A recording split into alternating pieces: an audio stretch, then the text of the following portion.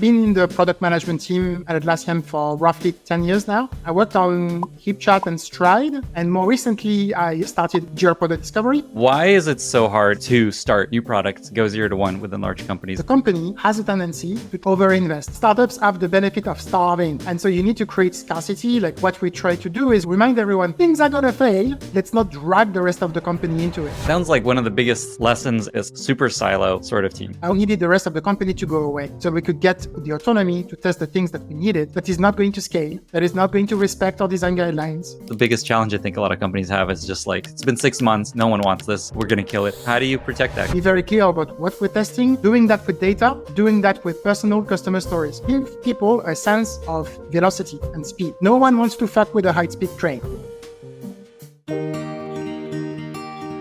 Today, my guest is Tanguy Crusson. This is a really unique and important episode because we get into something you don't hear much on podcasts like this. The real talk challenges of trying to innovate and build 0 to 1 at a large company like Atlassian. Tanguy has been at Atlassian for over 10 years and has worked on a bunch of internal big bets, some that have worked and some that have not, including products like HipChat, which I was a huge fan of back in the day, also a product called Statuspage, and most recently, Jira Product Discovery, which is one of the fastest growing products in Atlassian history that Tanguy led from idea to launch. We go through each of these stories, and Tanguy shares what went wrong, what went right, and everything that he's learned about creating space for innovation within a larger org, including how they structured their internal incubation program called Point A. There's a ton of gold in this episode and a bunch of really interesting stories, which is part of the reason that it went this long. It's the longest episode I've done yet. If you're looking to create change in your organization and foster more innovation, this episode will be worth your time. If you enjoy this podcast, don't forget to subscribe and follow it in your favorite podcasting app or YouTube. It's the best way to avoid missing future episodes, and it helps the podcast tremendously. With that, I bring you Tanguy Crusson. Tanguy, thank you so much for being here and welcome to the podcast. Thank you very much for welcoming me here, Lenny. I'm super proud to be on this podcast. I've been a huge fan. Whenever I get the chance, I listen to you when I drive somewhere. So, yeah.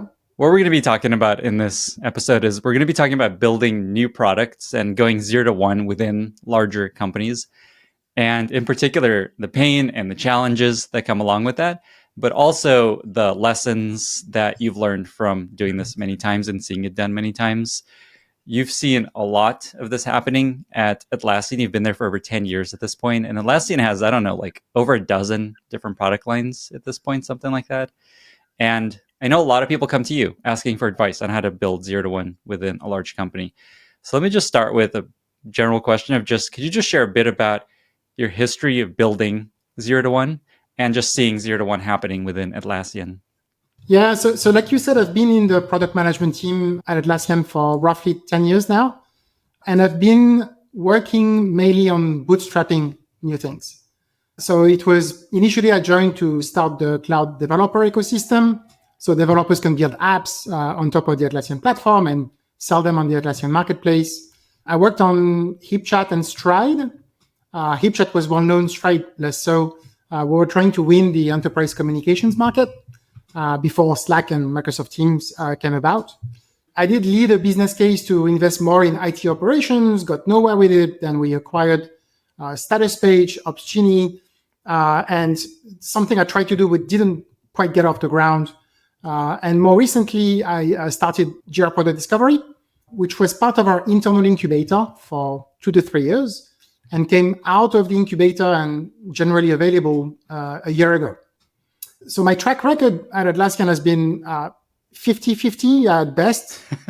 So Jira Product Discovery is actually my first, what I would call big success here.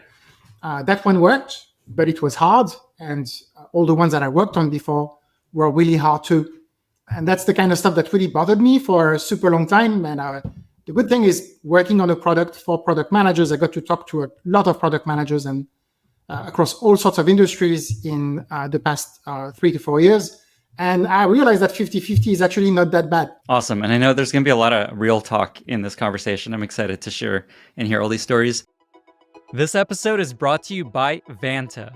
When it comes to ensuring your company has top-notch security practices, things get complicated fast. Now you can assess risk, secure the trust of your customers, and automate compliance for SOC 2, ISO 27001, HIPAA, and more with a single platform, Vanta. Vanta's market-leading trust management platform helps you continuously monitor compliance alongside reporting and tracking risk. Plus, you can save hours by completing security questionnaires with Vanta AI. Join thousands of global companies that use Vanta to automate evidence collection, unify risk management, and streamline security reviews. Get $1,000 off Vanta when you go to vanta.com/Lenny. That's vanta.com/Lenny. This episode is brought to you by WorkOS. If you're building a SaaS app, at some point your customers will start asking for enterprise features like SAML authentication and SCIM provisioning. That's where WorkOS comes in, making it fast and painless to add enterprise features to your app. Their APIs are easy to understand so that you can ship quickly and get back to building other features. Today, hundreds of companies are already powered by WorkOS, including ones you probably know, like Vercel, Webflow, and Loom. WorkOS also recently acquired Warrant, the fine-grained authorization service. Warrant's product is based on a groundbreaking authorization system called Zanzibar, which was originally designed for Google to power Google Docs and YouTube.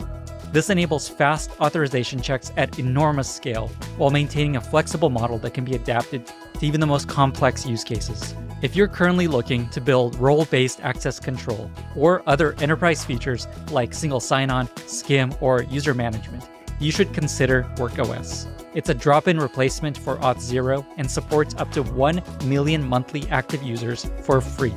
Check it out at workos.com to learn more. That's workos.com. Just broadly, why is it so hard in your experience to start new products, go 0 to 1 within large companies? What have you seen are kind of the biggest challenges and hurdles generally? Yeah, so on the opportunity side, so Atlassian, 300,000 customers.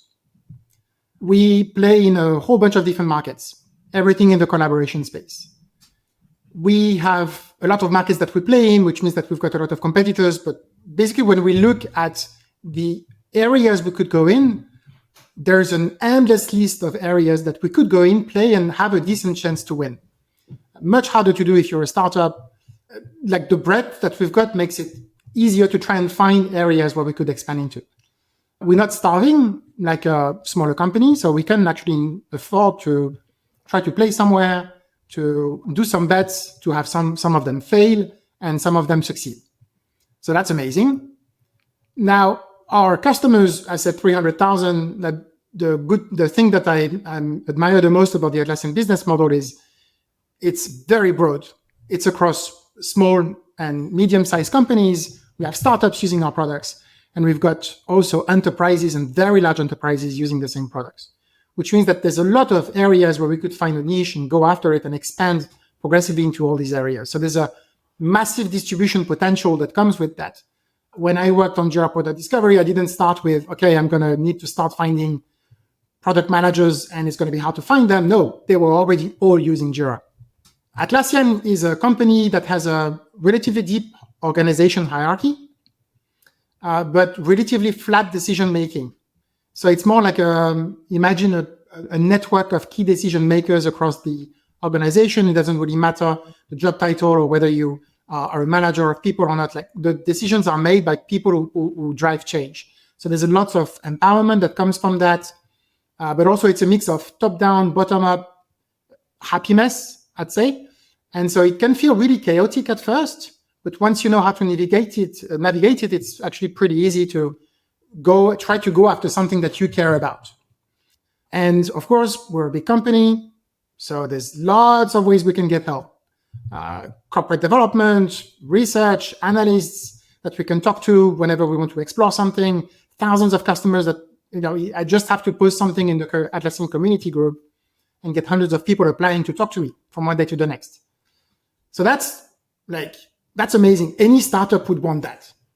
This sounds like, how can anything not work when you launch a new product? You have 300,000 potential customers to launch it to. You have all the resources to build it. It sounds like decision-making is efficient relatively. It's flat.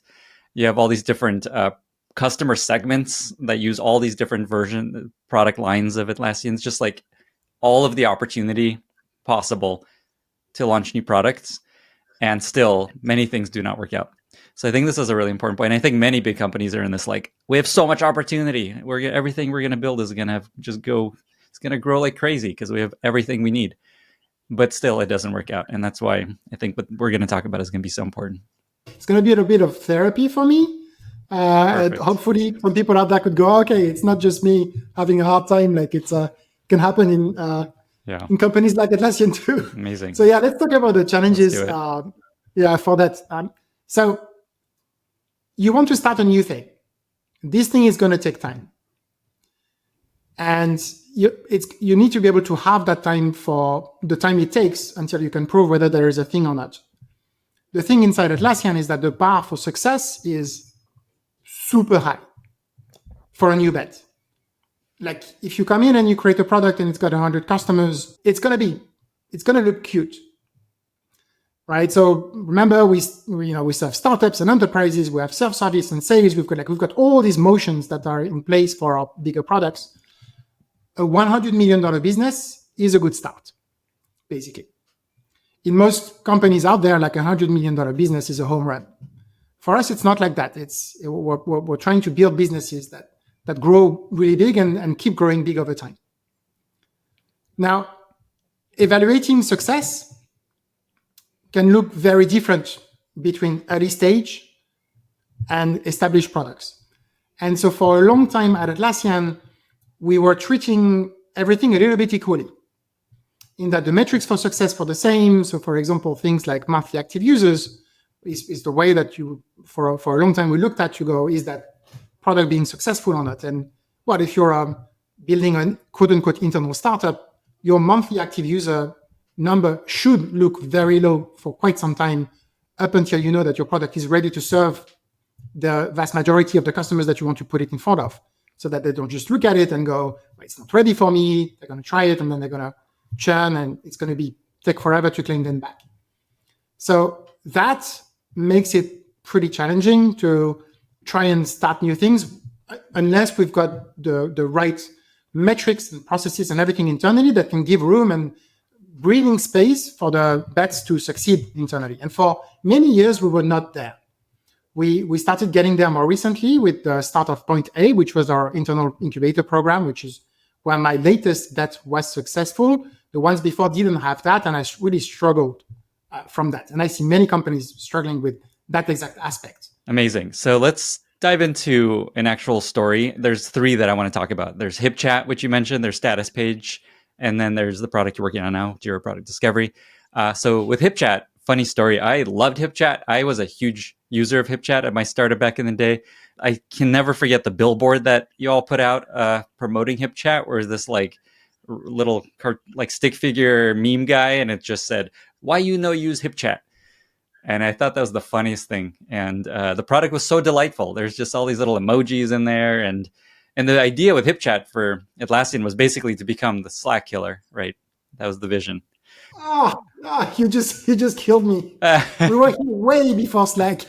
Okay, so first mover advantage, amazing product, and it was an acquisition for Atlassian. It was an acquisition. Awesome. So let's talk about what went wrong with HipChat.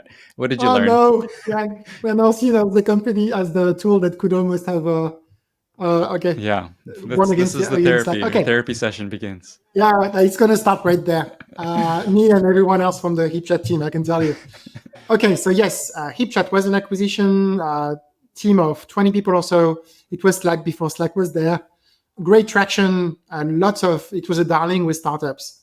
It was a new way to collaborate back then. There were a few of these smaller apps that were trying to do this thing. I remember actually joining Atlassian, and I came from, before that I was working with financial services, banks and stuff like that.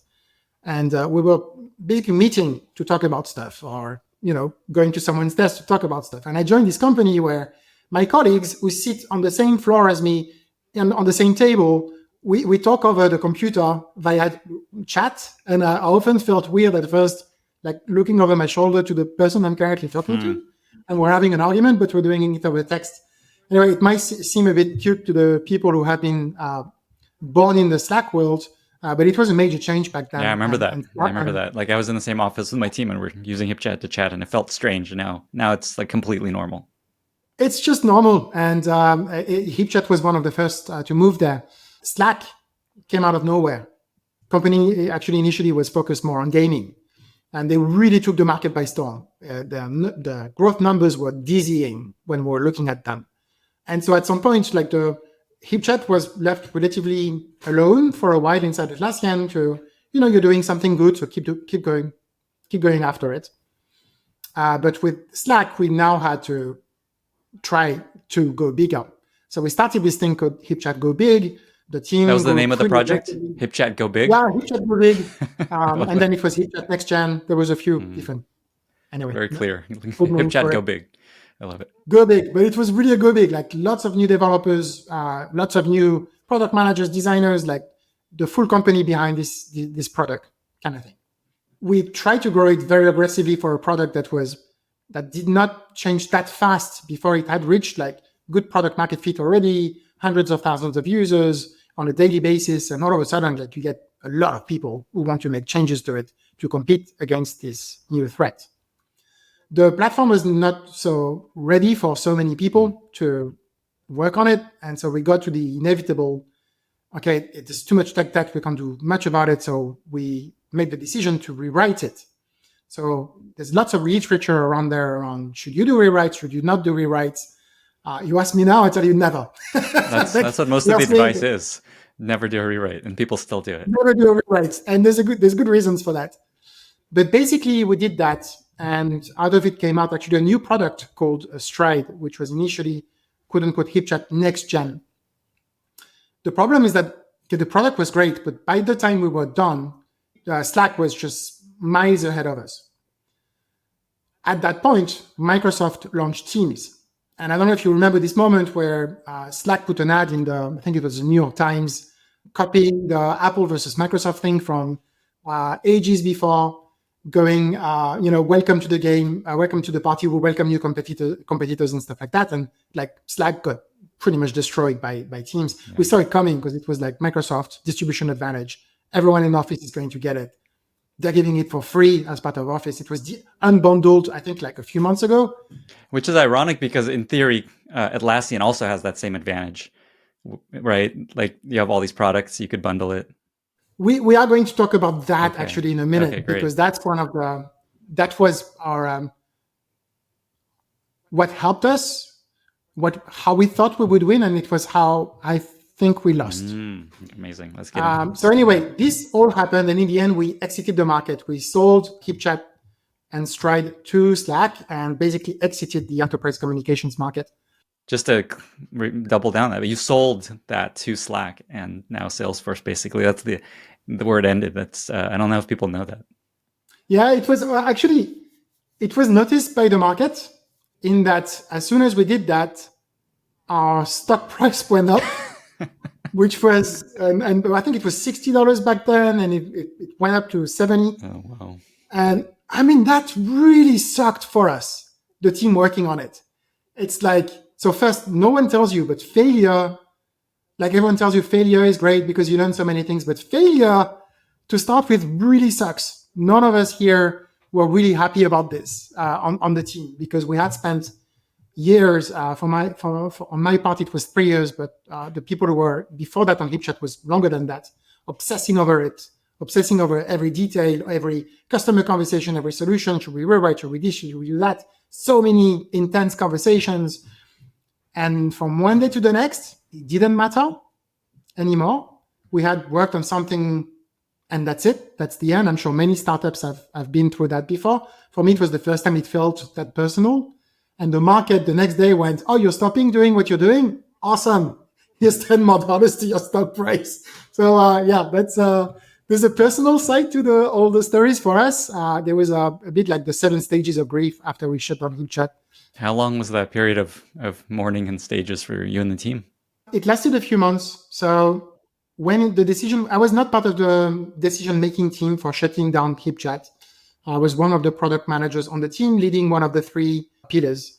And I got brought in, I think it was a month before it was announced to the team to go, hey, Tanguy, by the way, just so you know, HipChat is no more. And now your mission is to find a new mission for the team after that. Mm-hmm.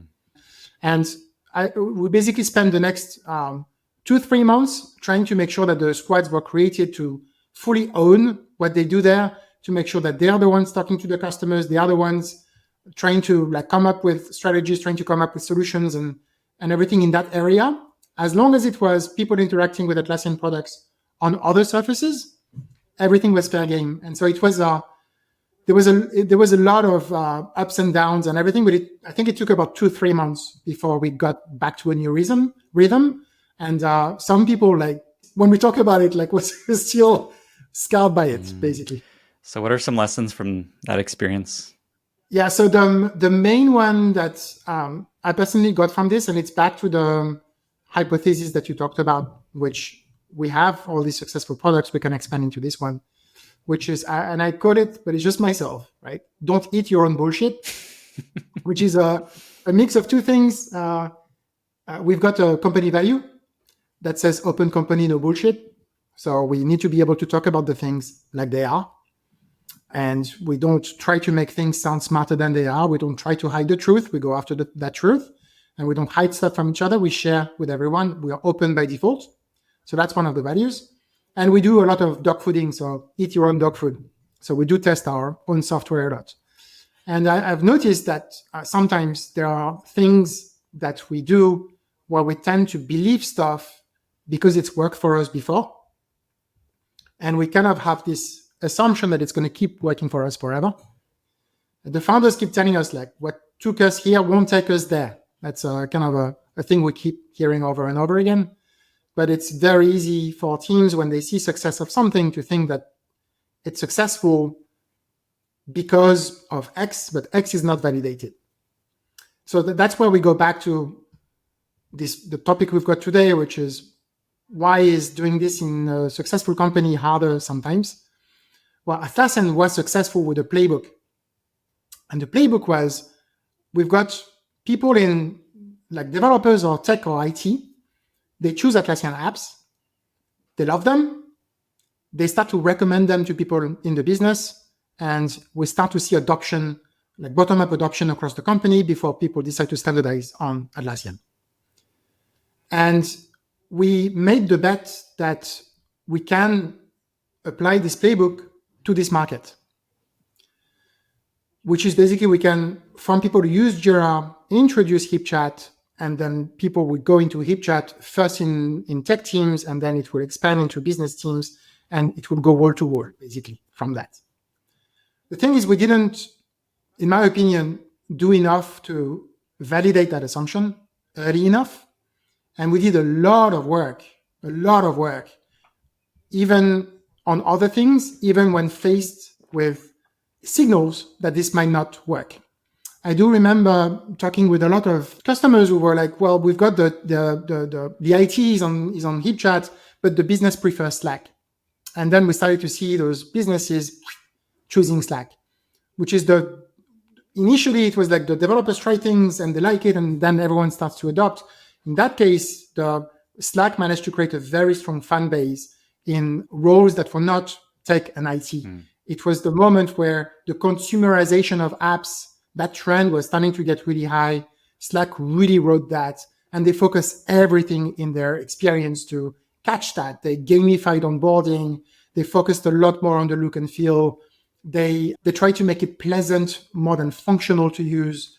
There's a lot of stuff that we learned since then from what they did. We had missed that part, and the part that I took personally from that is that there's a lot of assumptions in what made us successful. It doesn't mean that it's going to work. Just to understand what you're saying, which is really interesting, that Atlassian was really successful selling basically to the buyer within the org, like the IT team, because they had everything they need. They checked all the checkboxes. But it turned out in the Slack case, it was the users that ended up having the most influence over what tool they adopted. So I'd actually phrase it more as both were going after the users. Atlassian was going after the users in tech teams. Slack was going after the users in business teams. And in both cases, what happened was a bottom-up adoption. And the people on the other side, the business, were like, we prefer, like the developers, they prefer the HipChat. Like we did a lot of work in the streams I was working on. We're integrating with every developer tooling out there to make sure that every tool that they use goes into HipChat, and from HipChat back to those tools. And basically, they can do a lot of work by seeing an activity stream in HipChat. Business, not so excited by this. Emojis, a lot of other things that may, at some point, I remember we were thinking those things were trivial. No, they were not trivial. It was just like a different approach for using the tool by a different set of users that we did not talk enough to. So the lesson here, don't underestimate the challenge you'll have convincing a new segment to buy your thing. You may think they're close or similar, but they're probably not. Yeah, that's one of them. The other one is what took you here is not going to take you there. And so go back and try to explain why you are successful today. And then if you think you can use the same thing on the next thing, find ways to validate it. Find ways to test it. Don't just go and build on those assumptions. That's the main thing I got out of this ordeal, basically. For the stuff I did after. How would you do that? How would you go about and test it? Is it user research? Is it the PMs talking to potential users? What would you have done there? For example, when we started Jira Product Discovery, which is so maybe I should introduce this for a second. It's a product for product managers, which is mainly used for prioritization and road mapping. So people use Jira to plan and track work when it's committed. We wanted to create a space before that so people can debate priorities with everyone that should be involved in that prioritization process, whether it be the developers, designers, so people in the product team, or people outside of it, customer success, salespeople, support, leadership, and so on and so forth. So when we started that, we thought, okay, the product managers are already in Jira. You know what? We can reach them, right? So we'll create the tool and then we'll distribute it from Jira. We could have gone down the path of building that and then starting to distribute it. Instead, we did things like, before we wrote a single line of code, put an ad inside a Jira newsletter going, hey, we've got this thing for product managers coming up. And then we had a website that, before we had any line of code written, that said, hey, product managers, your job is hard. We want to help. Put your name here if you want to join us on the journey, that kind of thing. And that's when we saw, I think it was in 2 weeks, we got more than 3,000 signups to that waitlist. So we're like, okay, cool. Validation of demand. So we are talking to people who are interested and we can reach them. That's one example of the things that I tried later, just to make sure that we validate the hypothesis that we've got much earlier on in the game, basically, and not once it's too late. Awesome. That's an awesome, very tactical example. Yeah, most of those are like, none of what I'm going to talk about today is revolutionary. A lot of it is just trying to apply, like asking the right question at the right time and trying to go by whatever means to answer it, really. Any other lessons from the HipChat experience before we shift to a different product? I've got two. I'm going to do them quickly. The first one is competitive myopia. Don't fall for it. At some point, the Slack was really gaining ground and capturing more of the mind share. And everyone on Twitter was always loving them. Even when they had outages, they were getting congratulated. I was like, this is fucking mad. But like, the love was so strong. And the way we tended to revert back is to our functional side of the brain going, okay, we just need this one more feature. We just need this one more feature. We just need this one more feature. And we ended up reacting to whatever the competitor was doing, which I think is really, really bad, because that's when we lost basically what made HipChat successful so far, which is to serve some users really well.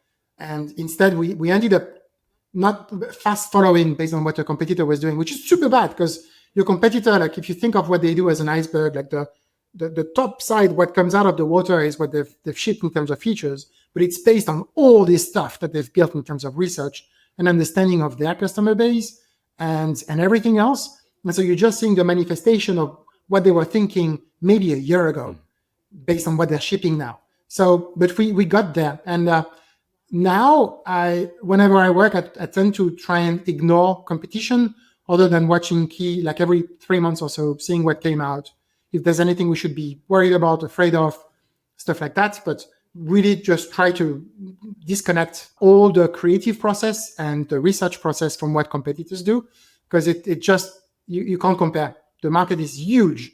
There are hundreds of thousands of companies out there. Not everyone has the same needs. We serve a particular set of segments. We would do better learning from them to then expand to the others than watching what competition is doing. And this is advice you give to your teams, just like ignore the competition, maybe pay attention at big announcements and things like that. We always see in the Slack channels, teams sharing, okay, they just did this with AI, they just did that. So it keeps coming up, and so we often have discussions to go back, okay, let's watch again what the user interviews that we did over the past 3 weeks. Let's watch them all together now and remember who we're building this for. So there's a lot of trying to anchor back on what we know and how basically building our own journey on it. And I think it's much richer for everyone to be involved. I love that. So you're finding that when there's a big announcement and everyone's like, oh my God, look what Slack's doing, or look what this company's doing. It's like, okay, now let's spend a little time reminding ourselves what our customers have been asking us to do. And let's watch a couple of user interviews. And even when there is something that competitors do that is right, remember we're playing the long run and we don't always need to be first and shinier. We need to make sure that people have a problem, we solve this problem, they tell us we solve this problem for them, they are delighted when we solve these problems for them. And so that's the stuff we should be obsessing about. I love that. And you said you had one more lesson from this experience. Yeah, the last one, startups have the benefit of starving. Right? We're a big company. We can throw a lot of resources at something that we're excited about. So this notion of we'll rebuild HipChat was coupled with we'll rebuild HipChat and we'll do this on a new platform, which is microservices, and everything that we build can be reused across all the other products. So the chat text box that you've got, it's an editor that can be open full screen, and it's a Confluence editor with everything that you can do there. It's built as a platform component, which is amazing when the platform is there when you start building the product. Where it's really difficult is when you try to do the two at the same time. So I think that part, if I were to work on HipChat again and say I was leading that thing, that's the part I would go, okay, we need to win the problem space first. And if the platform is there, let's use it. If it's not there, we'll hack it, test it, iterate on it with customers, and then whatever is good there, let's platformize it later. But that's where you see the what makes us super powerful as a bigger company can also slow us down and make us focus on the wrong assumptions. So in that case, I think we thought we would win. Interestingly, I think we were convinced that we had a great shot at this market. And at the same time, we thought that we could tackle the rewrite and we could tackle the platformization. All these things were necessary, but all of them at the same time was probably a bit too much to bite. Now, I'm saying that, but today, the editor you see in Confluence started with what we did in HipChat back then. So I would say that in terms of code, purely in terms of code, 70% of what we wrote for HipChat is probably still in the Atlassian platform today. But for a new bet, local Optima, that was really bad. Yeah, I'm just thinking about the fact that Atlassian could have had this $30 billion business if this worked out. And I could see why people would be frustrated that it didn't work out. So thank you for sharing that story. Let's talk about Statuspage, another journey that you were a part of that also didn't quite work out the way folks had hoped. Our therapy session continues. Talk about what that product was and what happened there. Yeah, so this one is actually a success story, but became a success story after I was gone. Okay, So okay. that's more like a story of big companies can play the long run, and for you individually inside that process, it might look like a loss, and you might feel like you're going nowhere. Yet the company stays on the opportunity for long enough to make it happen. So what we're going to talk about here are my own challenges working through it for something that ended up being very successful in the end. So, but I felt as a failure personally back then. So Statuspage, at some point, so Jira is used by developers, right? And back then, I think it was back in 2016 or even before that, 2015, everyone was moving to the cloud. Everyone was adopting DevOps. You build it, you run it. So basically, developers would implement the software, and then they would put it to production. And after they put it to production, they don't throw it over the wall to operations people. It's the same developers who operate the software in production. They go on call, yada, yada. So back then I did market research and to see whether Atlassian should play there, whether we had a crack at going after all the jobs around IT operations. So Jira was basically Jira software to build software. Could we have Jira for operations, so for operating this software? And so I did market research, found a few companies that were doing super interesting things there, like PagerDuty, Opsgenie, New Relic. Big Panda was a small startup doing lots of cool stuff there, and Statuspage. Now, I discovered Statuspage and found their offering super interesting in that Atlassian is not an operations, like we don't really build like super deep operations tooling. What we focus on a lot is the collaborative aspects around everything. And when I was watching teams in incidents, I realized that there's a lot of chicken without a head syndrome, headless chicken. Yeah, people running around like a bunch of headless chicken. Shit hits the fan. And then what you see is teams just scrambling and everything gets mixed up all together in trying to fix the problem straight away, but at the same time questioning what happened, arguing over why we got there. Your boss is pinging you to go, hey, what's going on? I've been hearing that the app is down. We're losing money. Customers are emailing you and asking you what's going on. Your support channels get blown up. Salespeople are worried because their customers are calling them. So basically, it ends up being like a super stressful experience for everyone. And what Statuspage was offering is something seemingly super simple, which is, well, what you should have is a status page for your services, and you tell your customers about it, and you can subscribe to your status page. Over there, you've got your services. And for those services, you can publish an incident whenever there is one. And your customers will be notified, which means that they're not going to get in touch with support because they know you're on it. It's going to build trust with them because basically you are open in your communication with them. They're more likely to empathize with your position and be supportive as opposed to, that stuff is down again. So there was just so many benefits of that. I'm going to say share a quick story while you're on this topic. Yeah, of course. Funny enough, back a decade ago, I used to work at a website performance monitoring company, and I started a blog called Transparent Uptime. And my whole blog was about the power of being transparent about being down, telling people the status of things are broken right now. Here's when things are going to return. It was like a whole thing I was really obsessed with. And I was deep into this space. So when I saw Statuspage back in the day and Atlassian working, I was like, I love this. And I actually chatted with the founders a bit because they were fans of that work I was doing back in the day. Completely unrelated to anything else I've done in my life. But I was really passionate about this very strange topic. And I love that companies are embracing it. It's an amazing, I really loved diving deep into it for a few years. It's an amazing topic.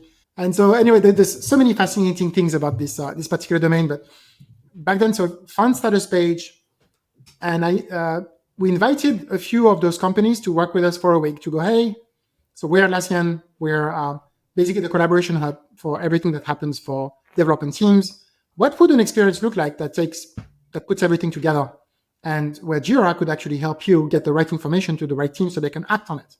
And so we did a week of hackathon in San Francisco all together. So people from New Relic, Statuspage, and a few other companies. And out of that came really interesting concepts. And there was really something there. And I was like, okay, I should start to work on a business case for Atlassian for basically IT teams / operations. Now, big companies like Atlassian, we've got money. So in every strategy that we've got, so we've got cash in the bank, we always look at, should we build? Should we buy? Should we partner? Acquisitions can be really powerful to accelerate you. We've got quite a few success stories there. Can't remember how many we did, but Trello is one of the good examples of that, for example. So we decided to buy Statuspage, and I was running the integration of the Statuspage business inside the Atlassian business. Thanks for sharing all that context. What are some of the things that you learned from going through this experience? It sounds like basically it was really painful when you were a part of it, and then it ended up being really successful. What are some lessons from the pain? My learnings from it were on the acquisition side. So big company, we've got cash, we can buy a company, it will make us go faster. Is not always the case. In my case, there were quite a few things that were not as easy as I would have thought. The first one is the culture shock of a startup that joins your company. So imagine you're a startup, you've got, 20, 30 staff or something, and things are going well, and you're in full control of your destiny. And then a company buys you to accelerate you. But then you stop owning all the decisions. So the CEO, maybe you become a product person. The person who was running GTM, but was also doing a bunch of product stuff and was also doing a bunch of maybe engineering stuff, all of a sudden is just working in marketing. There are decisions that are made above your head. For example, portfolio fit, which should be part of your product, which is things that we should reuse from the platform that we've got. So there's a lot of decisions that you're able to make on the day-to-day basis that start to escape you. Big companies look much further out in the future. So Atlassian would look at the long game. And so I remember with Statuspage, when they first joined, we were asked about the roadmaps, and they were like, well, for the next 3 months, we're working on that. And for the following 3 months, we're thinking about potentially X or Y or Z. And so when we're like, okay, so what's the 3-year plan? They're like, what do you mean the 3-year plan? Like, I don't know, we'll survive, I guess, which is what startups do. And they were like very penciled ideas about the future, but not to the extent of what a big company would expect. And so that's a really big culture shock. And what you end up with as well, and that's for companies who are looking to get acquired out there or buying other companies, before you had a startup and everyone was one team, depending on how the buying company is organized, you might land with silos from within your team. So the way Atlassian is organized is like many Atlassian companies. We've got a product organization, we've got an engineering organization, we've got a marketing organization, design organization, and they each roll up to a different leader, which may then roll up to the same person, but still, like by and large, different organizations that are then assembled into squads, and those squads operate together. But there are rituals that are part of the squad, and there are rituals that ladder up to where you are in terms of craft. So I do remember how daunting it was for the Statuspage team when they joined to understand how to navigate that. If I want to hire a new designer, I'm not talking to the Statuspage CEO anymore. I need to talk to the head of design for this area, which has pretty much nothing to do with the Statuspage business up until the acquisition. So that is the things that people told me when I started working on the integration, which is, hey, remember, you don't know yet, but integrations are mostly about people. They're not about technology as much or product vision or like all of that stuff is the easy stuff. The hard part is the people. And I didn't quite understand at first. And then I really got it by the end of it. So because what we tell those companies is we can accelerate by buying, but in reality, they are going to be faced with more internal processes around like how they manage staff, performance reviews, this concept of engineering allocation, revenue forecasts, OKRs, long-term roadmaps, all that stuff comes in very new to them.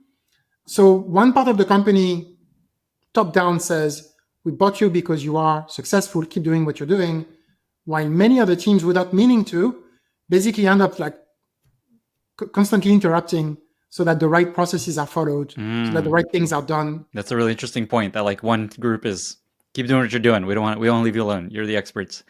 And then other people that are like on the ground actually building it, like, hey, build with this component. Hey, we need this process. We need this document. And it's the things that you used to be able to focus 90% of your time working on your product, and all of a sudden, like all of that stuff may seem parasitical, but comes in and interrupts you all the time. And often the new joiners, they don't know that they basically are not only being acquired, they've been hired by the company. So they basically are joining a different company with different sets of rituals, with a different culture, with all of that is very different, basically. It's not going to be the same for every acquisition. Like I said, we had some acquisitions that were great. Statuspage ended up being a huge success inside Atlassian, but when I was there, I basically worked through the difficult parts of it. Where I was like, it's not as simple as people may think. So word of warning, if you're planning to do acquisitions, like make sure you factor all of that in and think about the integration plans to compensate for these aspects. So you don't expect the business to join and keep running at exactly the same pace, because there's going to be a big slowdown before it accelerates again. So maybe as a last question here is just say you were to do an acquisition again, and I don't know if you've gone through more. What's one thing you would change? What's one thing you'd recommend of like, let's make sure to do this thing very differently? One aspect that I'm going to talk about to then go there, but one aspect we didn't talk about, which is we bought a product. How does that product fit with the rest? And so we had different types of acquisitions that we did. One is we buy the company and we keep the product running, and then we try to integrate it with our tech stack. And then the other acquisition is we buy the company and then we kind of rebuild on our platform, or we buy when there's huge synergy with our platform.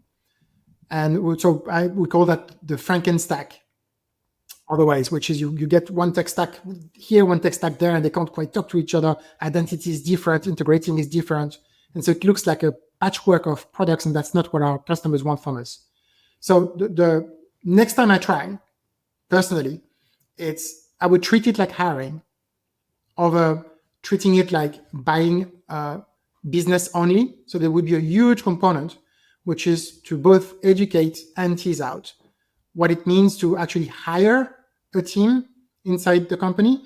At the same time, I'm saying that because I don't want to do a big one, right? The next one I want to do is relatively small, find a company that has amazing product that we can bring in as a tuck-in, shut down the product, rebuild it on our platform. And so it's basically the equivalent of an acqui-hire. And because basically what we'll be buying is the acceleration of our roadmap. We could try and form a team to do what they did, but they've been successful. So they know what they're doing. We could probably get there 1 year faster. What does that mean for our revenue at the scale of Atlassian? If we can enter a market 1 year earlier, it's probably going to pay the acquisition back on its own. So that's my learnings from it were basically it needs to be treated like hiring. And what I would like to do next time is more doing it like that. What about in the case of HipChat, where it feels like that was, it sounded like a mistake to rebuild the thing? Is there for this kind of startup, don't rebuild, for this kind of startup, start again? Do you have a thought of how you separate those two? There's actually a big difference. Okay, there's a big difference, which is in one case, what you try to do is, so when you rebuild, you've got a successful business. You've got hundreds of thousands of customers, for example, and you're trying to rebuild the same thing or a different thing, but for the same customers that have got expectations about your current product. In the other one is you buy a company that's got some traction, not too much, so you can shut down the business, right? And then rebuild on your platform to reach your customer base. So it's not the same as trying to rebuild the plane mid-flight. It's delaying takeoff. Yeah, we did a trial run. The plane landed. Okay, cool. Switch to another plane. Take off again. Got it. I love that. Any other key insights and lessons from this experience before we get to Jira Product Discovery? One last one, and then I'm going to stop with the therapy session. Thank you very much. We got to keep it going. I got to rack up the bill on this therapy session. Which is, remember I mentioned I was working on a business case for basically going bigger in IT operations.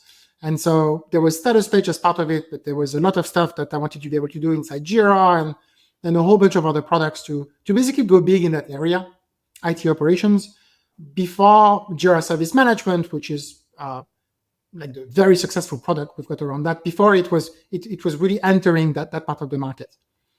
Everyone was excited. It was before we had an incubator internally.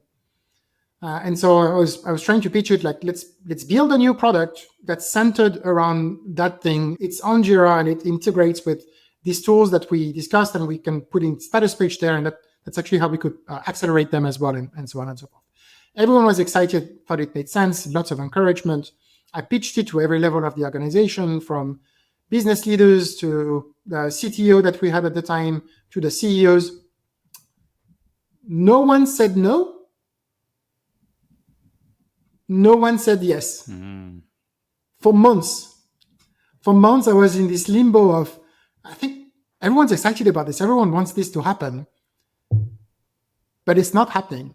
And so I remember talking with my boss at the time going, what's going on? Like, when do I stop pushing?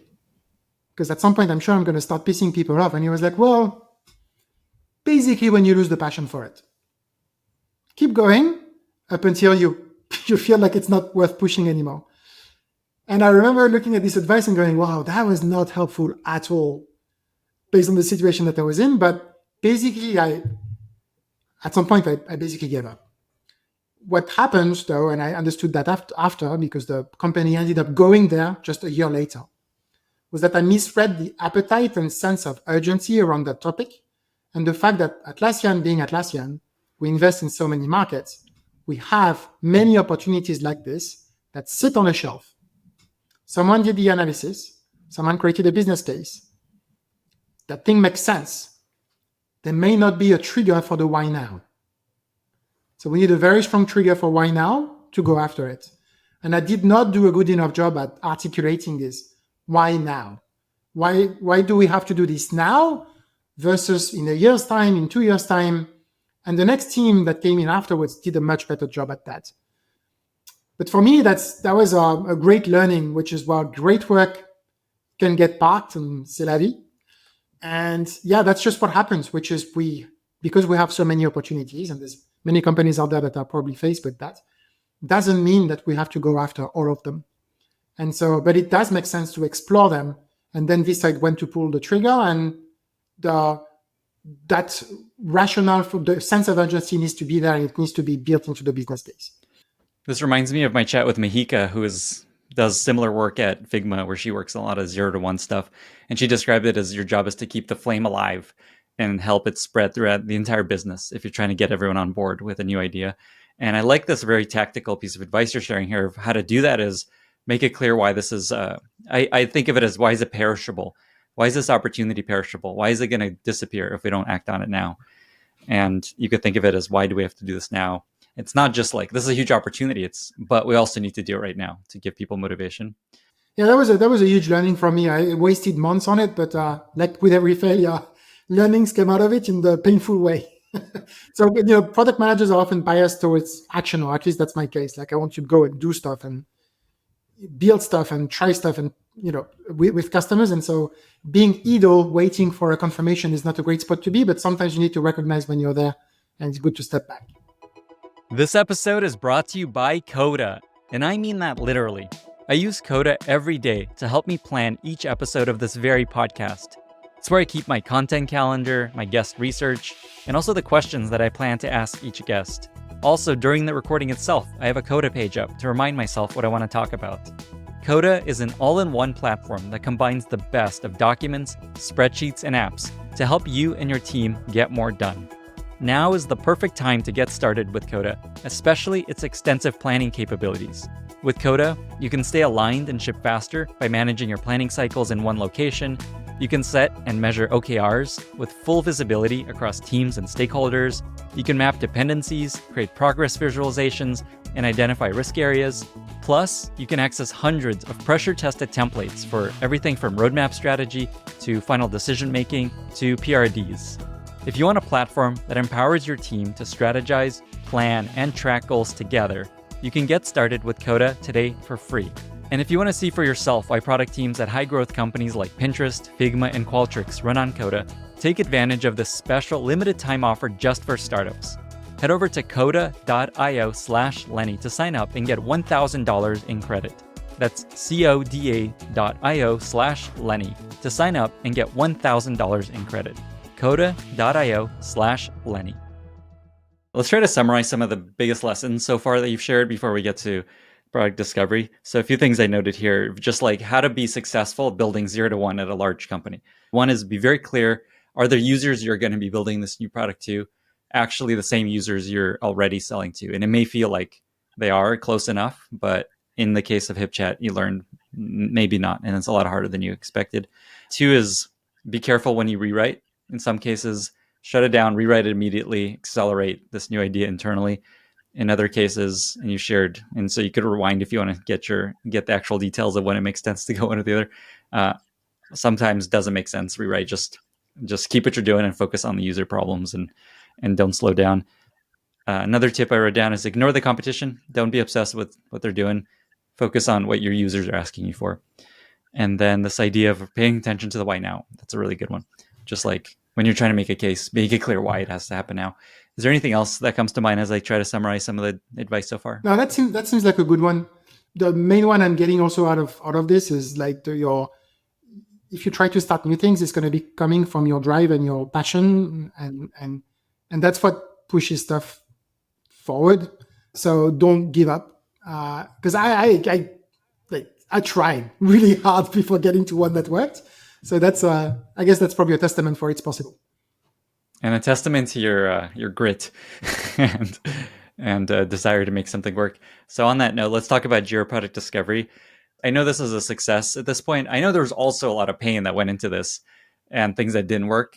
So I'd love to hear both sides of it, just like what was hard about getting this off the ground, and then also just what worked, what allowed you to make this work. So start wherever you want to start. Yeah, cool.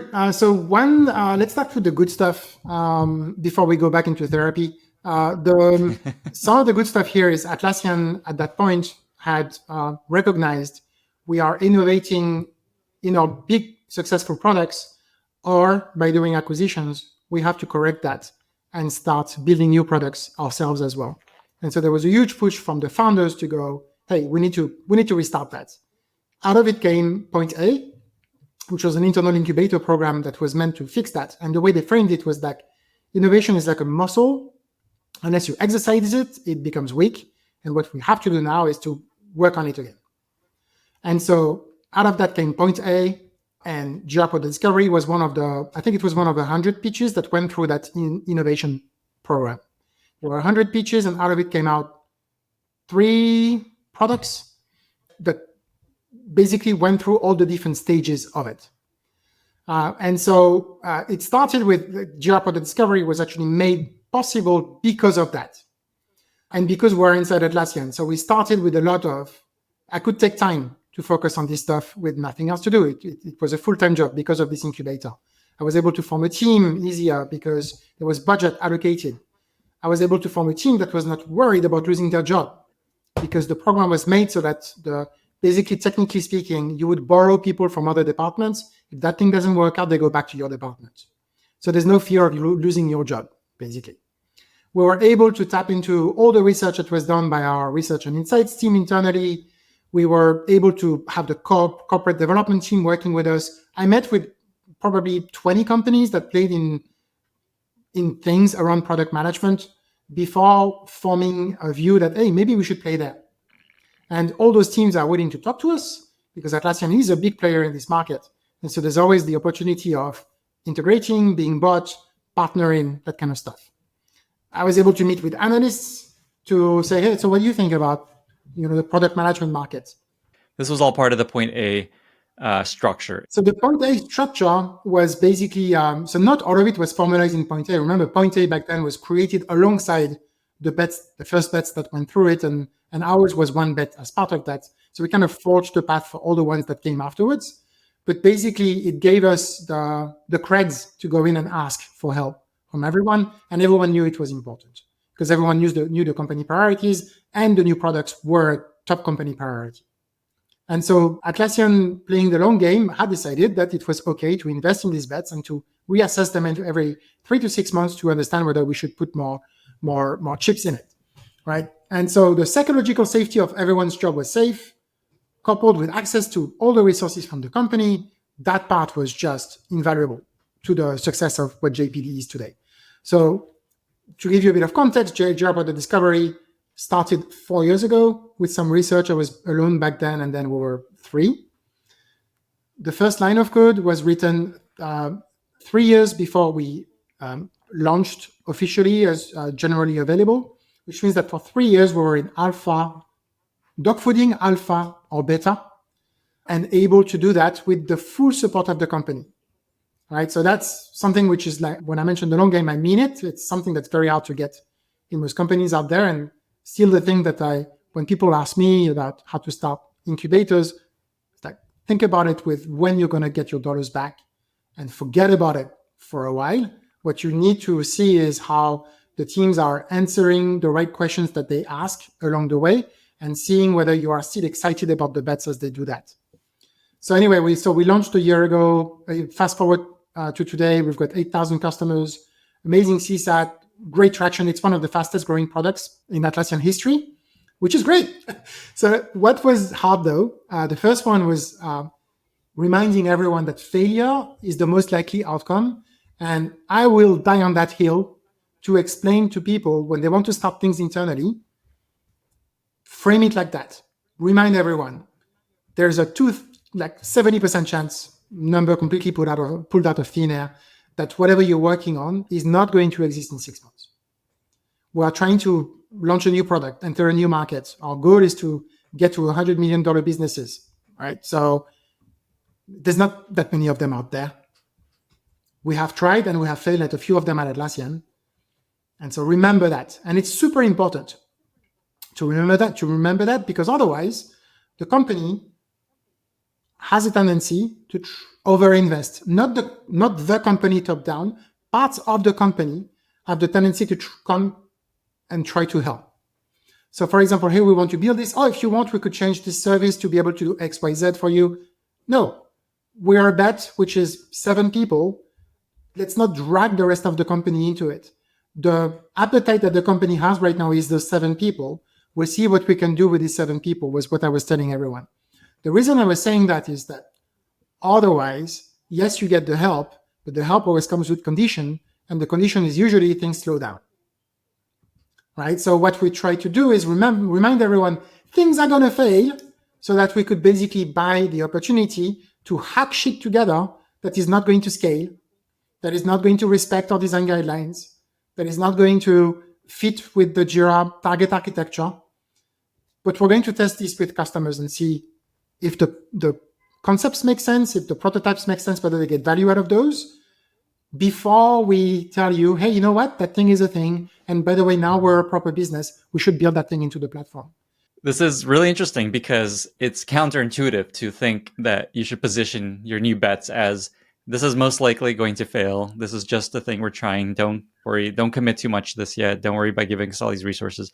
Why do you think that's so important? Because I don't think most companies position new incubations that way. Why do you think that's so effective and more effective? Yeah, the thing that we're trying to do when starting new products is to basically emulate a startup in an environment that is not hungry, like is not starving. And so you need to create scarcity. What I wanted with my team is to make sure that they feel the urgency. That thing needs to move. I also needed the rest of the company to go away so we could get the autonomy to test the things that we needed to know whether this thing is even going to work or not. We could not go into a planning session for the next 6 months to negotiate something with a platform service so we can build a feature to then test with users. I was like, no, we're rebuilding this component and we're testing this with customers next week. It's not perfect. It's not perfect. And so that helped us a lot. But otherwise, there's always this tendency of the process that works for everything else is going to work for this. And we needed to keep reminding them, hey, we might not exist in 6 months. Do you really care that much about this process right now? The product might not exist anymore. The process goes away, usually. So it's basically a trick to keep everyone else within the org away and not worry about what you're building, because you just tell them, don't worry, this is not going to work out. We're just going to try this thing just to see. So it's not like for your team to feel like this is probably not going to work out. I imagine the team is like, oh, we got to make this work. It's such a good idea.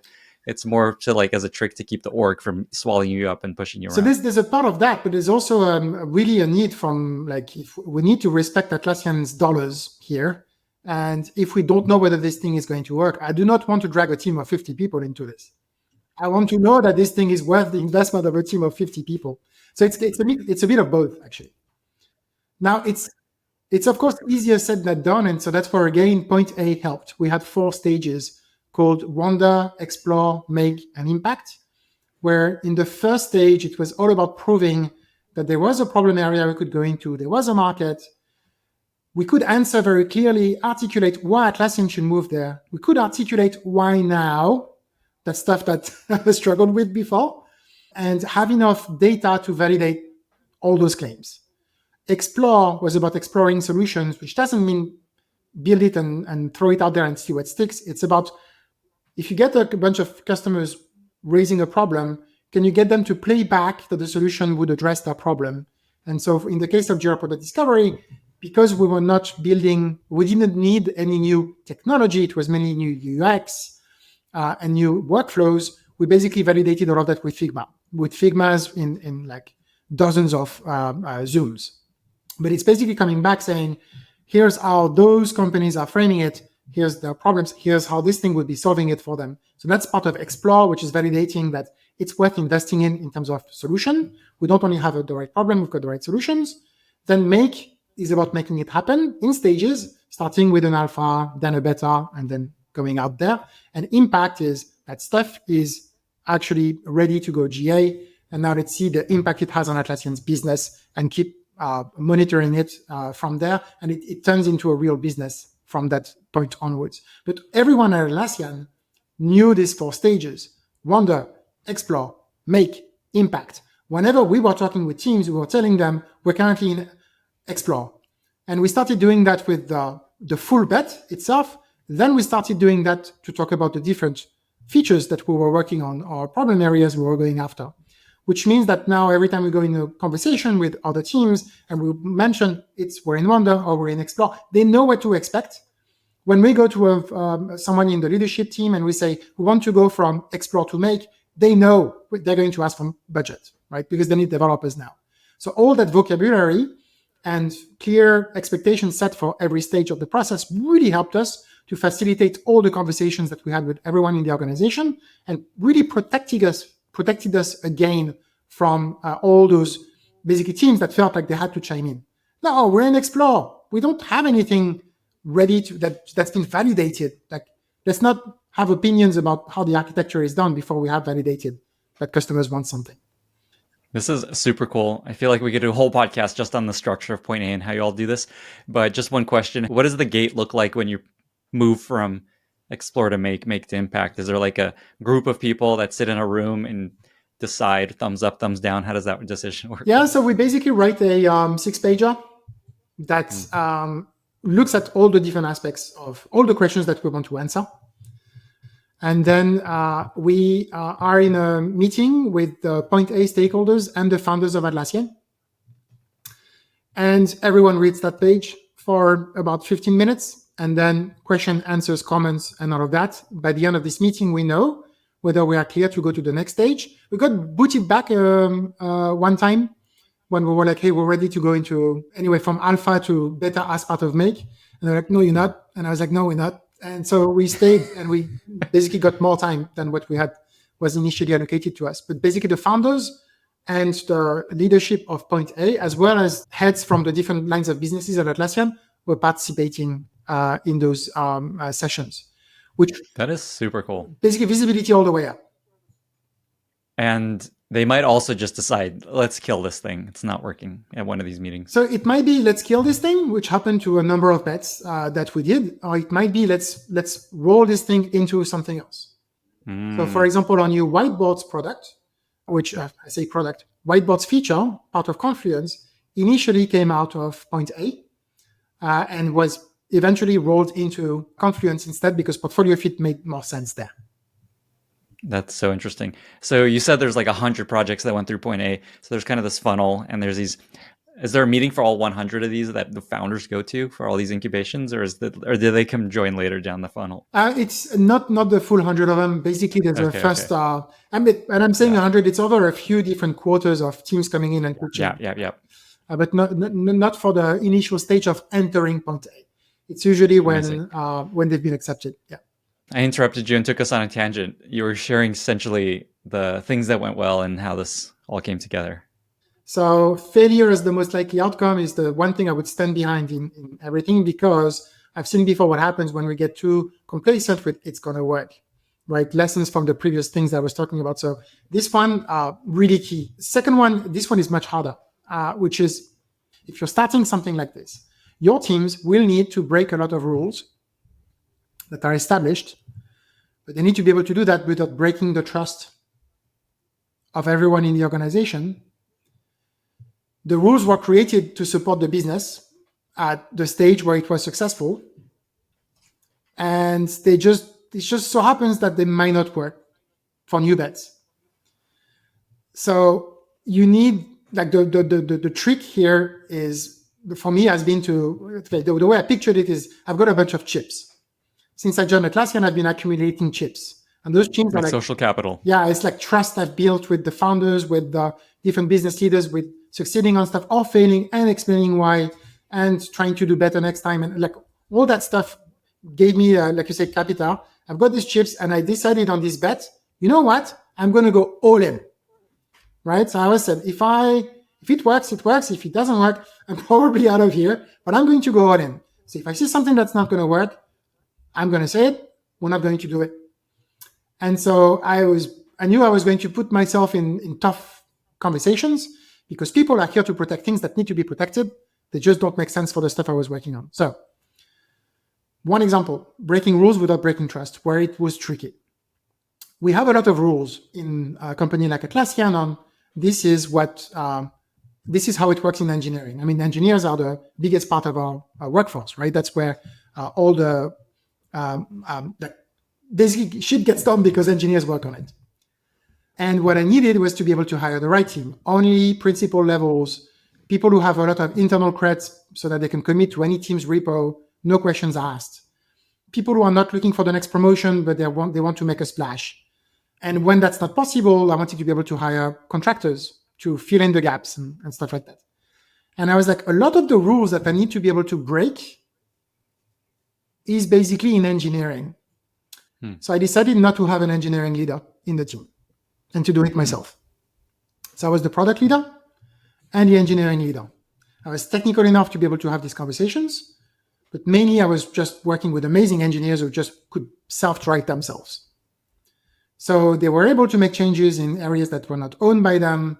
They were able to do changes that do not respect any of our standards. They were able to hack their way around rebuilding services and whatnot. We are now not in the position where we need to do stuff like that. But at that time, I needed to take a position like that.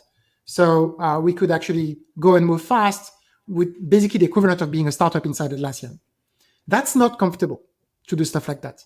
And I would not recommend that in many environments. Atlassian was very forgiving throughout the whole thing. It doesn't mean that I didn't grow great hair on that. That was not simple. One of them rules, for example, was one of the rules is at that time we didn't want to have a footprint in Europe back then for more engineering teams. It's different today, but back then it was like that. And I was like, shit, I'm based in France. I'm trying to start this stuff. I don't want to move to the US or move back to Australia just for this right now. So I hired contractors, lots of contractors when we started, or not lots because we're not a big team, but contractors to build this stuff. And again, contractors, they don't fall into the same rules as the rest of engineering staff. So basically all the rules around you need to contribute to, for example, the engineering team could say for one day to the next, leadership could say, you need to invest 15% of your time in reliability. And for us, it's like, we're not there yet. We don't even have a prototype out. Yeah, but that's the company rule. All right. Again, no engineering manager and contractors, boom, none of these rules applied. So it was people who were looking at it from the outside were like, wow, dude, are you sure you're okay with all this? And it felt super uncomfortable, but we had the support of leadership from it. It's just a tough transition for Atlassian from we only invest in the big ones or acquisitions to let's invest in net new bets. This is a crazy story you're telling me. So you were leading this team. You hired a team of contractors to build this product. You're in a whole different country from the rest of Atlassian, basically. And the whole idea here was just to do stuff that wouldn't be necessarily allowed at Atlassian. They wouldn't let you work this way.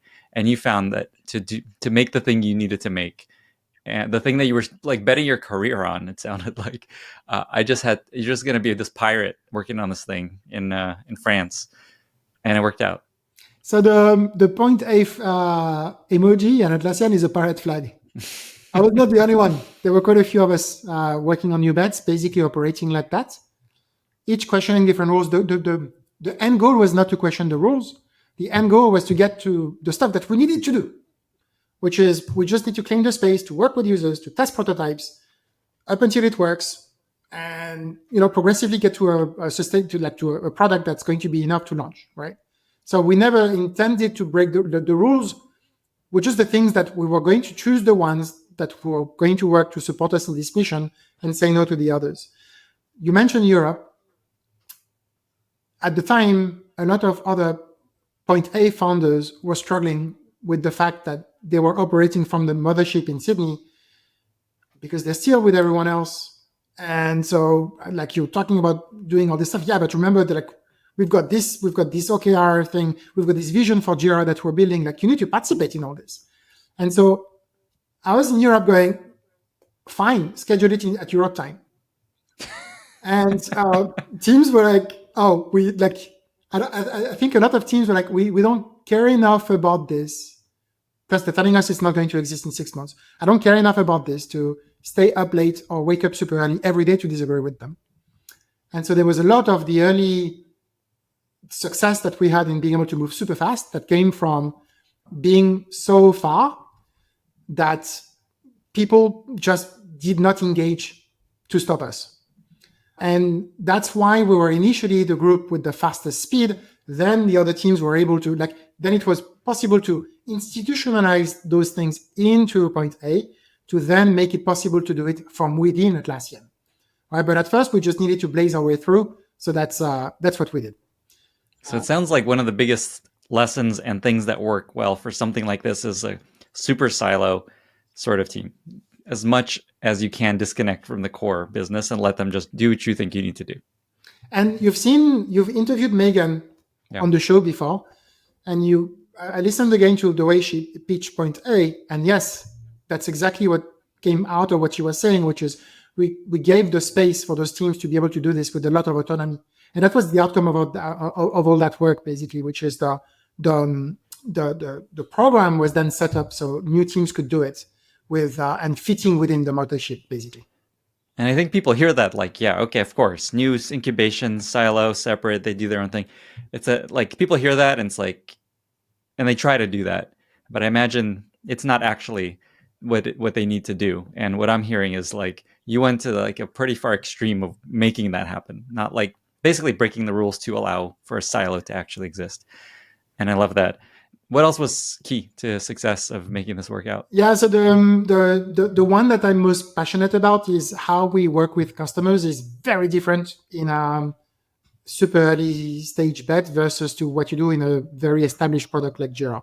So the first part is how can we innovate in a way that doesn't fuck up existing customers? Jira, 120,000 customers, Atlassian, 300,000 customers. We can't just go in there, start experimenting, breaking a whole bunch of shit that millions of people experience and go, what are you doing, Atlassian? So what we needed is to create this area where we could experiment that's away from Jira while being inside Jira. That part was a bit tough.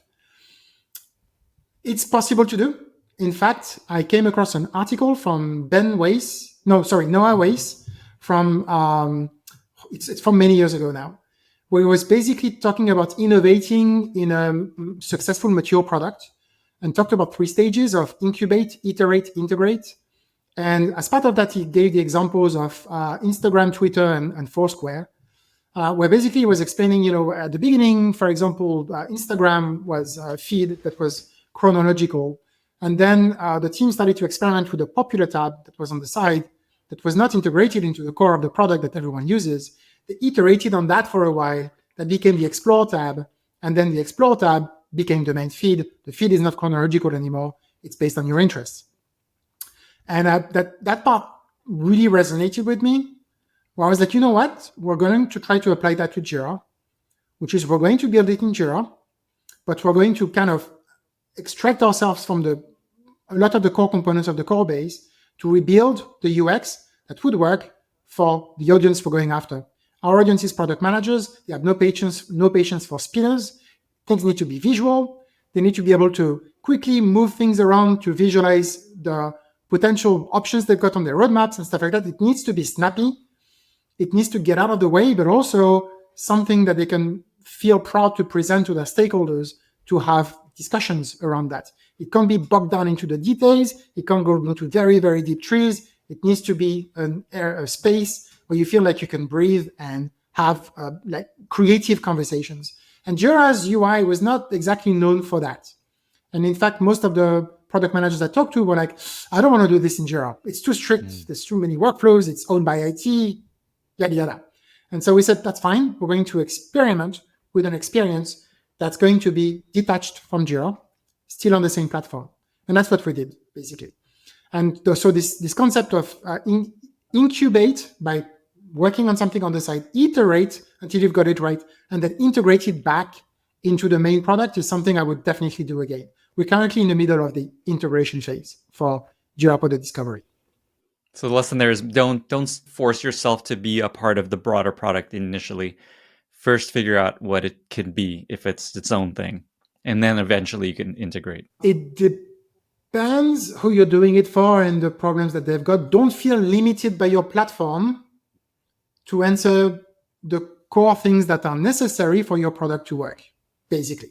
So if the platform is good enough for us, if it was the UX was good enough for the product managers, we would not have done that. And we would have had a hard time justifying it. But because it was not, we basically gave ourselves the stamp to be able to do it. The second one was something I read from, so still in Don't Fuck Existing Customers, something I read from a slide from Reforge that talk about the safety funnel, where, so they have this thing where the typical growth funnel goes from acquisition all the way to revenue, and there's a whole bunch of different stages in between. Your goal is to maximize the number of people who go through this funnel successfully. And I was trying to explain to people what we were trying to do with Jira Product Discovery, and I was struggling to put a name on it. But it was, we're going to work with a few small number of customers up until it's right for them, and then we're going to expose it to progressively more people. And I know it's very common sense, but that's basically what we decided to do. Instead of the Atlassian way, which was more, hey, we measure our success based on, for example, at that time, I think it was still before all those projects, monthly active users. If that was a measure of success, we would have been pushed very quickly to go and expose it to as many people as we could. We didn't want to do that because they would have had a bad experience. It would have been very hard to claim them back afterwards.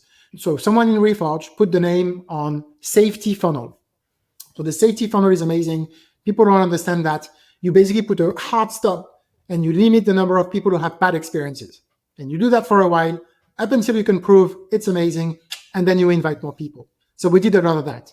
So we basically created that pocket away from Jira to reimagine what Jira could be for product managers. And we only exposed that to a very small number of customers at first. So that's don't fuck existing customers, first principle. And the reason that's important, just to put a point there, is the business will start to get upset if you're making many customers upset. That would have been it if we had triggered an incident that brought down Jira for millions of users. And first time might have been okay. I mean, by the third time, we would have been asked to, pack up and go home, I think. Got it. So the advice there is just limit how many people even get exposed to your very early product. Even if it's going to hurt your numbers, you don't want to cause people to be like, what the hell are you doing over there, man? Shut this off. So hurt your numbers is now the interesting one. So how do you frame success, and how do you define metrics when your goal is basically to work with a small number of customers for a super long time?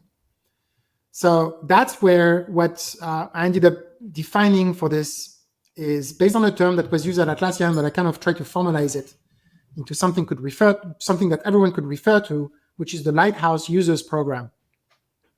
And so the principle for it is it's a program, so it's an official thing. We have hundreds of thousands of customers at Atlassian, but we will only build the experience for a small number of them. And so there are stages to it. The first stage is we work with 10, and we prove that the problems that they had are the things that we solved. And where we spend most of the time for the first 10 Lighthouse users is to explain why they are the Lighthouse users. Everything that explains why we believe they are a proxy for every customer that we serve afterwards. We then have this stage from 10 to 100, where we recruit more customers, but we're still not in the fully self-service, don't need a lot of onboarding stuff. We're still testing out the value, but we're testing the different variations in the scenarios that people face to make sure that the core solution that we've got can cater for those. So there's a lot of different options and different security needs or there's a lot of subtleties that you catch between 10 and 100. Then we get to a stage where we're like, you know what, it's good. It solves people's problems, but it's not self-service. We still need to explain stuff. We need to work with people on Slack. We need to work with them and answer a lot of support tickets or do a lot of Zoom calls to explain stuff. Now we need to get from 100 to 1,000. And by getting there, we basically need to solve all of that.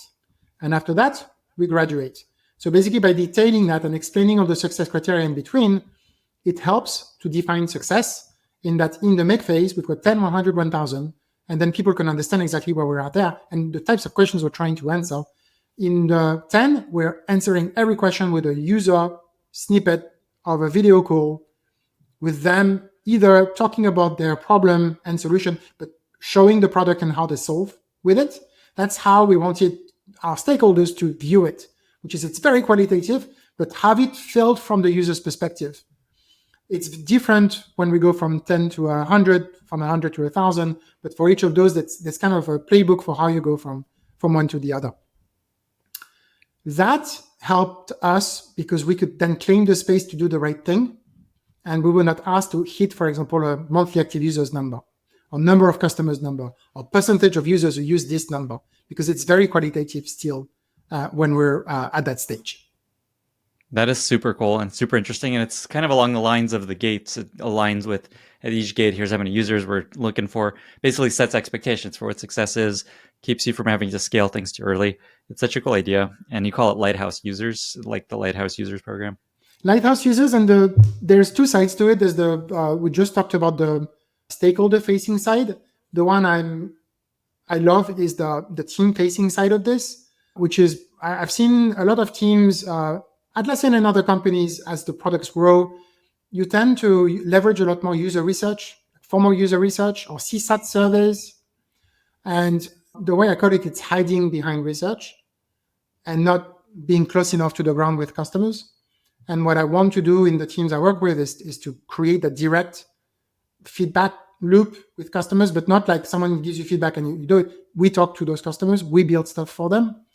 And so there's something I've seen, which is climate change. It's a thing. Everyone knows it's a thing. We all read reports about it. We all every time we read an IPCC report, we're like, shit. Do we change anything? Not enough.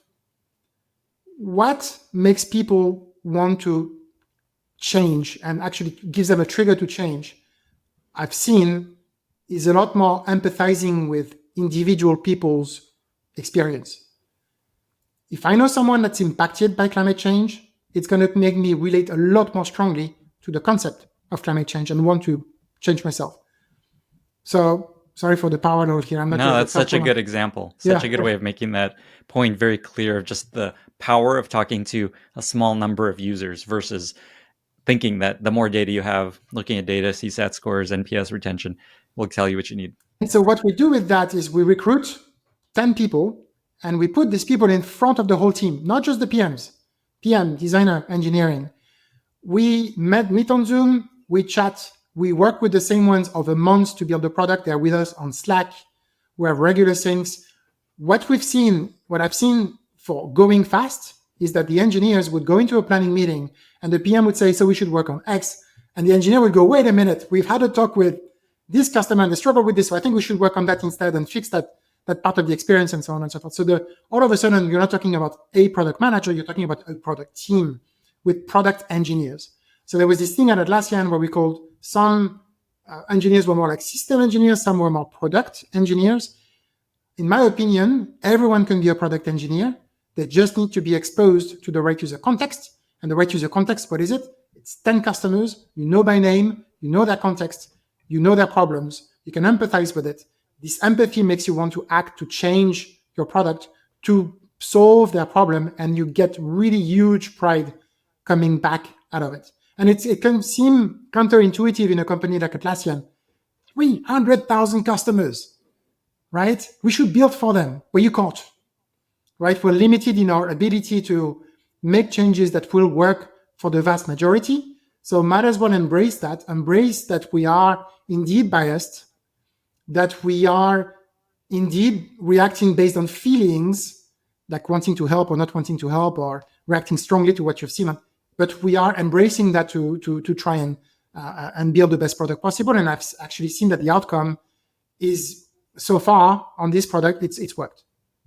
Like, if you actually think about this from the perspective of how would a startup approach this is exactly how a company that's just starting out would approach it. So it makes tons of sense to think of it this way. It's just people don't actually do this. It's hard to do. And this is a segue to a question I wanted to ask. So it took probably a long time for you to show real success, real progress, real this is going to work.